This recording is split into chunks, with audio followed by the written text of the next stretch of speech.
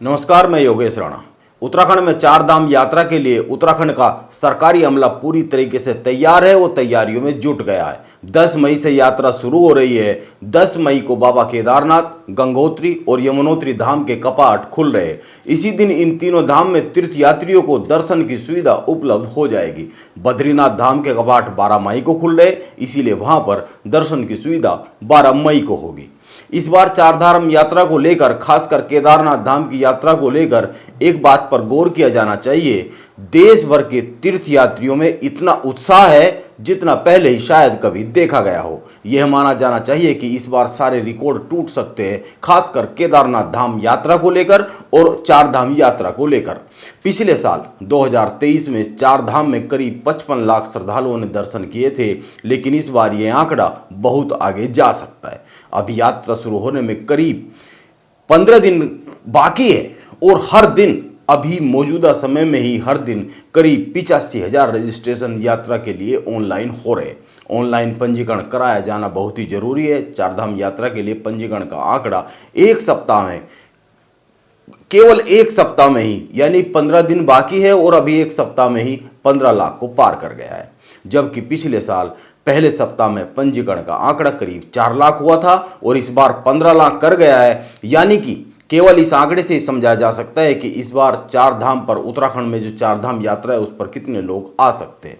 यानी यह समझा जाना चाहिए कि इस बार पिछले साल के मुकाबले 2 गुने तक यात्री उत्तराखंड में चार धाम यात्रा के लिए पहुंच सकते हैं। अभी यात्रा शुरू होने में, जैसा कि मैंने कहा, 15 दिन बाकी है। इस बार एक सप्ताह में ऑनलाइन पूजा के लिए अभी तक केवल पहले सप्ताह में 7,000 लोग बुकिंग कर चुके हैं। यह संख्या हर दिन बढ़ती जा रही है। आप एक बात पर और गौर कीजिए, यात्रा के लिए ऑनलाइन पंजीकरण में सबसे अधिक पंजीकरण बाबा केदारनाथ के लिए हो रहे हैं। अगर कल तक की बात करें तो 4,22,000 से अधिक लोगों ने केदारनाथ के लिए, बद्रीनाथ धाम के लिए 3,56,000 से अधिक लोगों ने, गंगोत्री धाम के लिए 2,31,000 से अधिक लोगों ने और यमुनोत्री धाम के लिए 2,19,000 से अधिक लोगों ने पंजीकरण कराया है। हेमकुंड साहिब के लिए भी करीब 17,000 से अधिक लोगों ने पंजीकरण कराया है। यह कल तक का आंकड़ा है। यह केवल 2 दिन पहले तक का आंकड़ा है। ध्यान में रखा जाना चाहिए कि हर दिन करीब 85,000 लोग पंजीकरण करा रहे हैं, यानी कि यह तेजी से बढ़ रहा है और यात्रा शुरू होने के बाद बड़ी तेजी से बढ़ेगा। बाबा केदारनाथ के दर्शन की इच्छा रखने वालों की संख्या अधिक है, लेकिन यह भी सभी को पता है कि बाबा केदारनाथ की यात्रा कितनी कठिन है। बाबा के दरबार तक वही पहुंच पाता है जिसका बुलावा वहां से आता है, ऐसा माना जाता है, कहा जाता है। आप एक अन्य बात पर भी गौर कीजिए, पिछले साल बाबा केदारनाथ धाम में हर दिन 15,000 लोगों के पंजीकरण की व्यवस्था थी।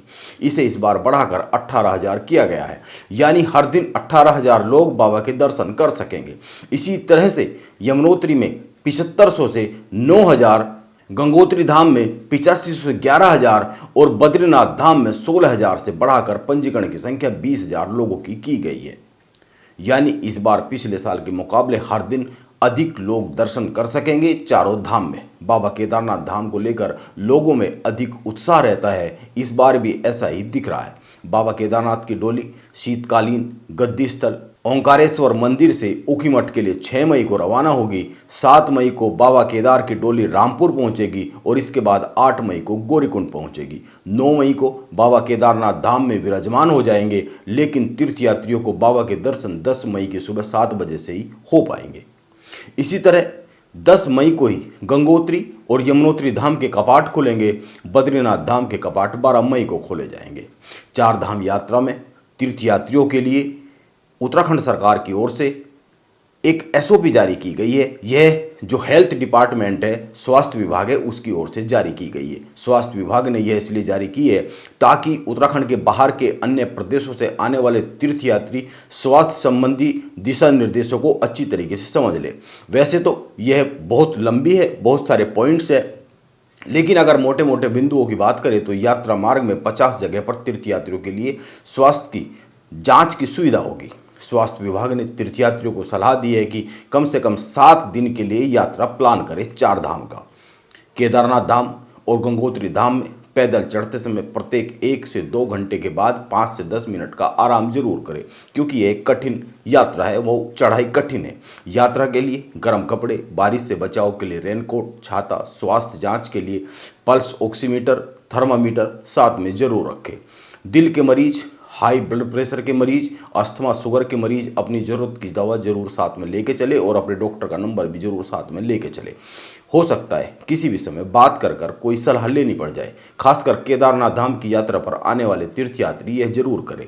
यात्रियों को स्वास्थ्य विभाग की तरफ से एक और सलाह दी गई है। यात्रा के दौरान सीने में दर्द, सांस की तकलीफ, चक्कर आना, उल्टी आने पर नज़दीकी प्राथमिक स्वास्थ्य या फिर मेडिकल रिलीफ कैंप में जरूर प्राथमिक उपचार के लिए पहुंचे। जरूर डॉक्टर से सलाह ले, जरा सी लापरवाही भारी पड़ सकती है।